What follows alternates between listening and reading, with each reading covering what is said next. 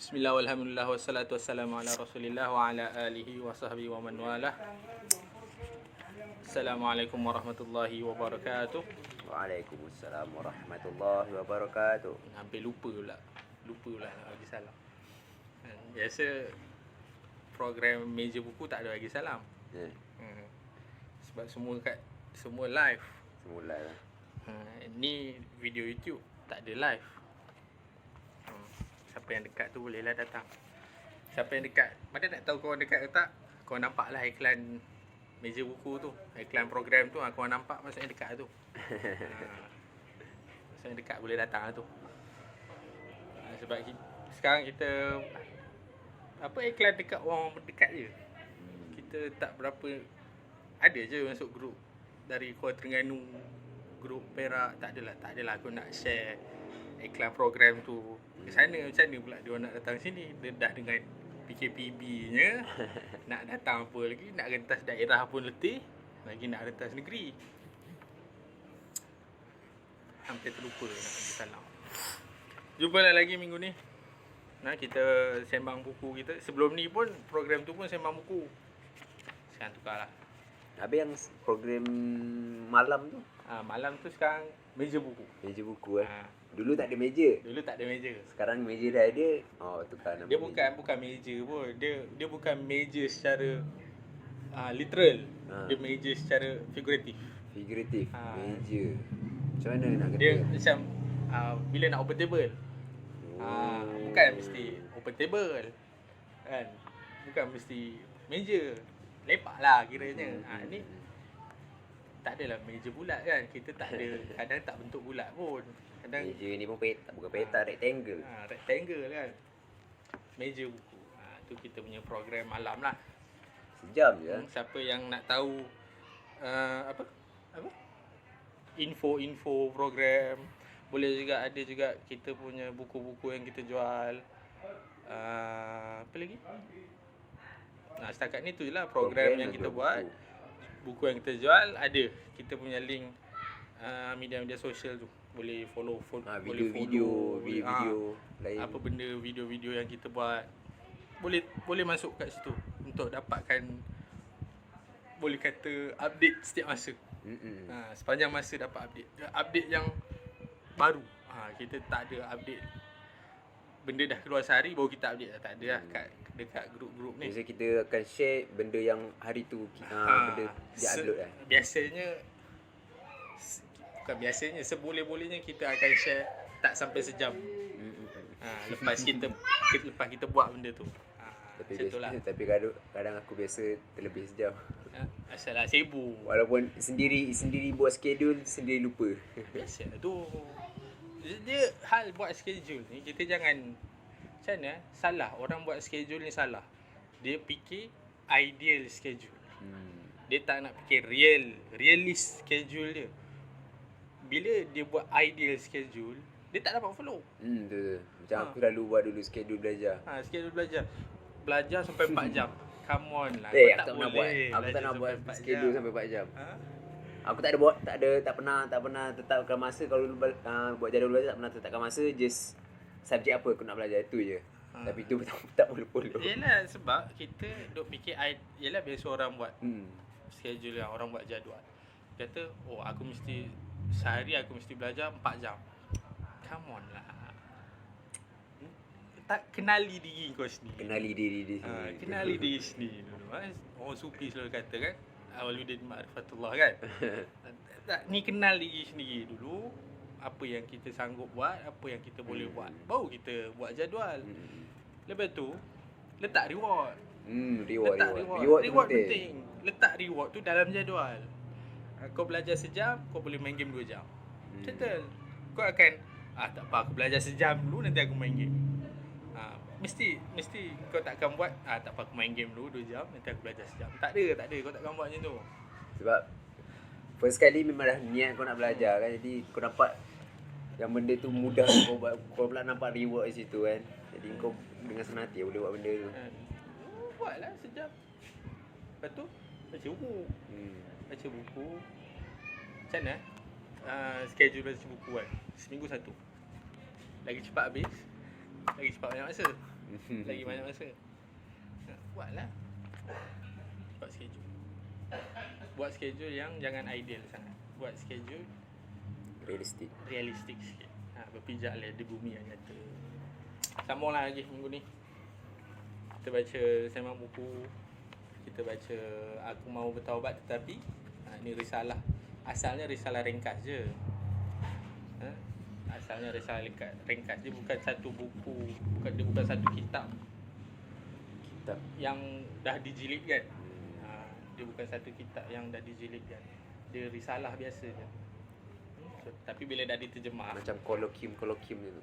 Bila dah diterjemah macam ni lah kan. Sebab biasa risalah ni dia asal dalam Arab kan. Risalah ni dia asal dalam bahasa Arab.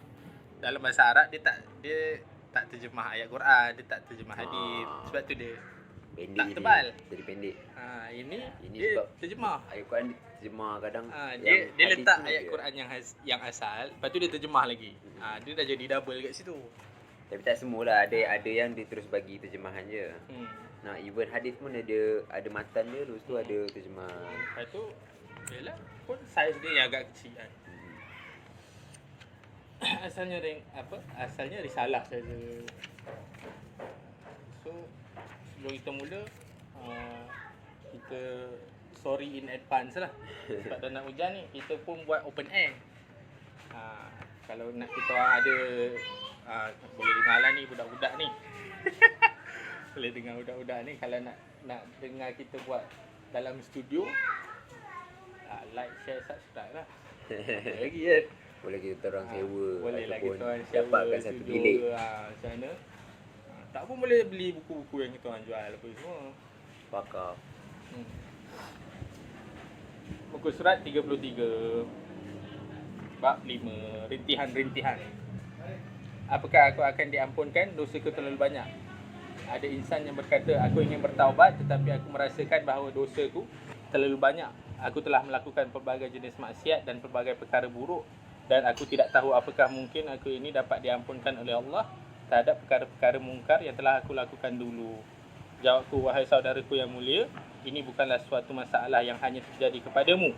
Bahkan ianya merupakan masalah yang sememangnya sering dihadapi oleh kebanyakan insan yang ingin bertaubat. Sebagai contoh, seorang pemuda telah membuat pengakuan telah memulakan kerja jahatnya pada usia yang sangat muda, iaitu lebih kurang berumur 15 hingga 17 tahun. Muda lagi. Belum habis sekolah pun kalau kat Malaysia ni. Kat Arab tak tahulah. Aku kat Arab aku tak tahu dia sekolah dia macam ni. Tapi kebiasaannya 17 ni masih sekolah. Ya. Kebiasaan Kebanyakan negara 17 masih sekolah. Dia mengaku bahawa dia telah melakukan pelbagai jenis dosa kecil dan besar serta telah melakukan perbuatan yang keji dengan ramai perempuan yang berlainan bangsa dan warna kulitnya, sama ada perempuan yang sudah berkahwin, anak dara atau dewasa sehinggakan kepada kanak-kanak perempuan yang kecil. Apa yang dia buat? Kalau dah sebut perempuan aja kan. Tapi sampai anak kecil ni dah perkataan dah ada apa perbuatan keji kan. Dia tak nak cerita aib. Tak cerita aib tak apa. Baguslah dia tak cerita aib dia. Dia juga mengaku telah melakukan beberapa siri pencurian. Dia pernah berkata kepadaku, sesungguhnya aku telah bertaubat kepada Allah Azza wa Jal. Aku telah mulai solat taubat dan bertahajud di kala manusia lainnya sedang lena di ulit mimpi. Aku mulai berpuasa sunat pada hari Isnin dan Khamis. Aku telah membaca Al-Quran selepas solat subuh. Apakah taubatku akan diterima? Marilah aku bawakan kepadamu tentang sebuah kisah yang terdapat dalam sebuah hadis Nabi yang mulia, iaitu kisah taubat insan yang telah membunuh 100 manusia. Famous lah ni. Ni famous lah hadis ni. Kalau penceramah buka topik pasal taubat, kisah ni mesti ada. Inilah. Tak berputus asa. Inilah dia ceritanya. Template. Inilah go to story-nya. Daripada Abu Sa'id ke Abu Sa'id? Abu Sa'id Sa'ad bin Malik Al-Khudri. Abu Sa'id Al-Khudri. radhiyallahu anhu, sesungguhnya Nabi SAW telah berkata, sesungguhnya ada seorang lelaki yang hidup di zaman sebelum kalian yang telah membunuh 99 nyawa. Maka dia telah bertanya untuk berjumpa dengan orang yang paling alim di atas dunia ini, dan dia telah ditunjukkan kepada seorang pendeta. Maka dia pun datang kepada seorang pendeta tersebut lalu berkata bahawa dia telah membunuh 99 nyawa manusia. Apakah ada padanya taubat? Maka rahib itu pun berkata, tidak ada taubat bagimu. Maka lelaki itu pun membunuh si pendeta itu lalu mencukupkan 100 nyawa manusia yang telah dia bunuh. Lalu dia bertanya lagi tentang orang yang paling alim di atas dunia ini. Lalu dia ditunjukkan kepada seorang alim dan berkata bahawa dia telah membunuh 100 nyawa manusia. Apakah ada padanya taubat? Lalu alim itu berkata, ya, ada padamu taubat, dan siapakah yang boleh menghalangmu dari bertaubat? Sebab tu nak jawab soalan, tengok keadaan. Tengok orang lah. Nak jawab soalan, tengok keadaan. Sekalipun kita tahu jawapan yang betul, tapi kalau jawapan tu boleh membawa kepada kerosakan yang lebih besar, nilai balik. Nilai balik. Bukan nak kata menipu, tapi cuba cari jalan lain. Kalau menipu boleh menyelamatkan nyawa, apa masalahnya? Itu betul lah. Kan? Macam Maulana Nasa'i pernah cerita kan. Ibn Abbas. Ada orang tanya Ibn Abbas. Dosa membunuh diampunkan tak? Orang tanya Ibn Abbas, dosa membunuh diampunkan tak? Dosa membunuh diampunkan tak? Ampunan. Sepatutnya ampunlah. Ibn Abbas kata tak. Sebab? Ibn Abbas kata tak. Satu orang yang tanya tu pula. Anak murid dia tanya lah, Ibn Abbas asal lah tak diampunkan? Asal lah dosa bunuh tak diampunkan? Ibn Abbas kata, kau tak nampak dia tu tengah marah. Kalau aku kata dia ampunkan, dia bunuh orang. Nampak tak? Hati-hati. Sebelum nak bagi fatwa tu, hati-hatilah. Pergilah kau ke suatu tempat sekian dan sekian kerana di sana adanya golongan manusia yang menyembah Allah Ta'ala. Maka pergilah kau menyembah Allah bersama mereka dan janganlah kau kembali lagi ke tempat kau kerana tempat kau itu adalah tempat yang buruk keadaannya. Maka bertolaklah lelaki tersebut ke tempat yang dikatakan alim tersebut. Ni basically hijrah lah. Kalau betul kita nak berubah, pindah. Hijrah fizikal lah kan. Contohnya daripada tempat ni ke tempat ni, pindah ke negeri lain. Sebab tu kalau kita nak berubah, nak bertaubat, pindah. Seeloknya pindah. Sebab kalau kita bertaubat, kita masih di tempat yang sama, tu yang keluar ayat, alah kau ingat aku tak tahu ke kau dulu. Betul. Itu yang menyebabkan kembali lah. Dia akan mungkin dia akan stres. Dia tak nak lah. Macam yang selalu jadi dekat dekat Malaysia ni lah. Banyaklah artis pun selebriti ni. Selebriti kan. Macam tu. Itu sebab mungkin dia akan putus asa. Dia akan kata, no more Mr. Nice Guy. Ini walaupun sepatutnya, yalah, kita pun tak patutlah buat macam tu kan dekat dia. Janganlah. Alah, kau ni jangan perkecilkan taubat dia. Masyarakat salah juga. Pun seeloknya lah. Orang yang nak taubat ni seeloknya dia pindah. Seeloknya. Cari suasana baru. Kat mana tempat seelok-elok tempat untuk pindah? Yang kita boleh pindah ke tempat tu untuk kita taubat. Betul. Mekah Madinah. Aku nak cakap tapi takut ada jawapan yang lagi unik. Seelok-elok tempat situ. Yalah. Kat masjid Nabi tu. Bila yang tak ada majlis ilmu? Dia macam ni sebab tu. Macam biasa kita dengar lah kalau setengah-setengah orang ni nak dengar berita dia ni macam nak berubah atau contohnya artis pakai tudung mula nak berhijab ke apa kan.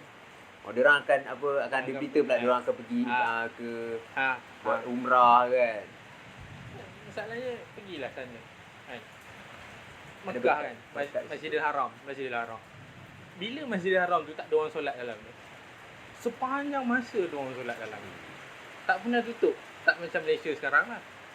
Pun Masjidil Haram sekarang tutup kan. Masjidil Haram sekarang dia dah buka dah. Dia dah buka lah. Dia dah start buka je aku. Dia bukan sentiasa buka ke, cuma umrah tak boleh. Itu tak rasa tapi siapa dah main dah buka dah pun. Tapi sekarang dah buka lah kan. Dah buka dah untuk orang ada cari syarat lah untuk orang umrah. Tawaf pun boleh. Tawaf apa? Umrah tak mesti lah. Tawaf tak ada. Orang sana je kot. Untuk orang sana je. Itulah tempat yang paling bagus itulah. Siapa yang ada kemampuan nak duduk sana sampai dia mati sekalipun, pergilah.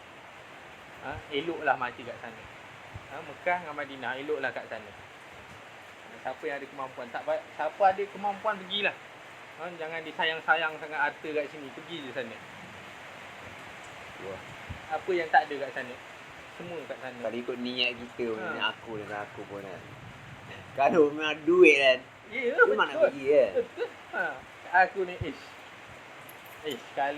kalau bisnes ni jalan okey, aku nak pergi sana aku nak pergi sana. Kalau lah contohlah ada apa nak dapat jackpot pula kan aku kan, dapat pula kan, mana pula orang nak bagi kan 1 juta tu 1 juta kan. Memang dalam niat aku, benda pertama aku nak buat, satu bayar hutang. Itu memang itu yang first lah. Lepas kewajipan dia lah. Aku tak, kewajipan aku nak bayar hutang tu. Yalah. Lepas tu memang niat aku, oi, nak pergi haji atau umrah lah. Bawa mak aku lah. Pergi haji itu niat dah. Ya pun kalau boleh, serius, kalau aku ada kemampuan, aku nak duduk sana. Rumah kecil tak apa, asal aku duduk sana.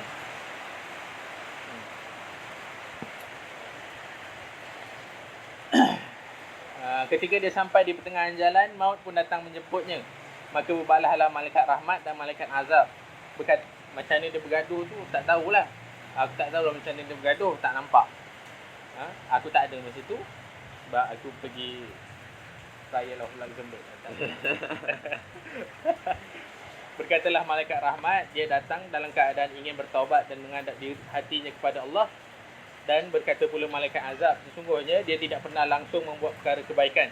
Tiba-tiba datanglah malaikat Malik yang menjelma dalam keadaan seorang manusia, lalu menjadi hakim di antara mereka dan berkata, ukurlah kalian di antara dua tempat ini dan ke arah manakah dia di antara kedua tempat ini dia berdekatan, maka disitulah tempatnya.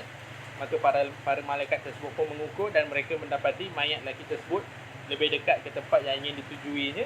Lalu malaikat rahmat pun mengambil lelaki tersebut. Sebab ni apa? Lagi satu dalil dari hadis ni, benda yang kita boleh dapat dari hadis ni, syurga ni rahmat Allah. Betul? Bukan sebab amal kita. Orang ni tak ada amal pun. Kan? Ada hadis pun. Dan tu cerita hadis ni, orang ni tak ada amal pun. Malaikat azab berkata dia tak ada amal langsung. Tapi itu syurga. Sebab Allah yang bagi. Allah yang kurniakan syurga ni. Tak ada siapa. Nabi pun kata kan. Aisyah tanya, betul ke manusia masuk syurga sebab rahmat Allah, bukan sebab amal? Betul Nabi kata. Aisyah tanya, engkau pun? Nabi kata aku pun. Kalau Nabi pun macam tu, kita ni jangan belagak lah, amal banyak. Amal banyak belum tentu masuk syurga. Berapa ramai orang-orang yang beramal, kan Nabi cerita kan, Quran cerita, Nabi cerita, berapa banyak orang-orang yang beramal ni, dia datang, dia mati dalam keadaan dia fikir dia banyak amal dia. Lastnya jadi habu je, debu berterbangan. Antaranya buat syirik kan, syirik membatalkan amal kan. Buat bid'ah, kita rasa benda tu baik. Jangan ingat amal ni yang membuatkan kita masuk syurga. Ya, siapakah yang dapat menghalangi untuk bertaubat? Apakah kalian nampak wahai insan-insan yang ingin bertaubat kepada Allah Ta'ala? Sesungguhnya dosa lelaki ini kemungkinan adalah lebih besar daripada dosa kalian. Justru itu, mengapakah kalian berputus harap? Lihatlah kalam Allah yang maha mulia ini. Walladzina la yad'una ma'allahi ilahan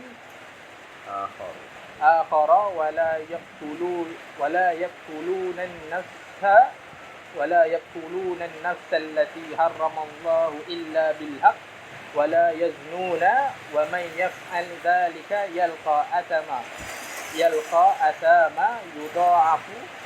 يضاعف له العذاب يوم القيامة ويخلد فيه مهانا إلا من تاب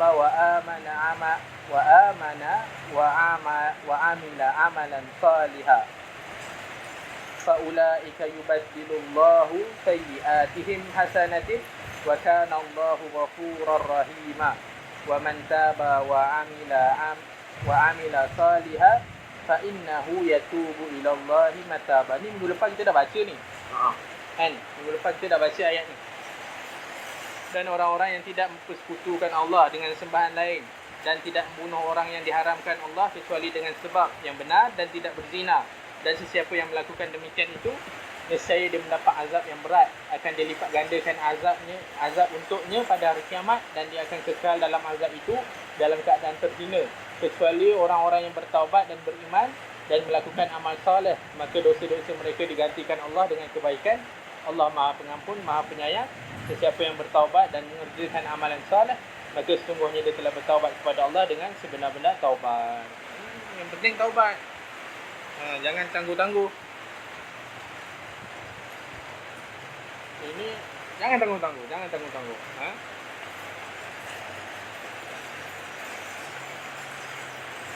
Boleh sambung ke? Berapa? Aku takut cuaca semakin sebab dah hujan dah ni. Dah lebat ni. Rasa kita stop dulu. And episod yang lagi pendek daripada biasa.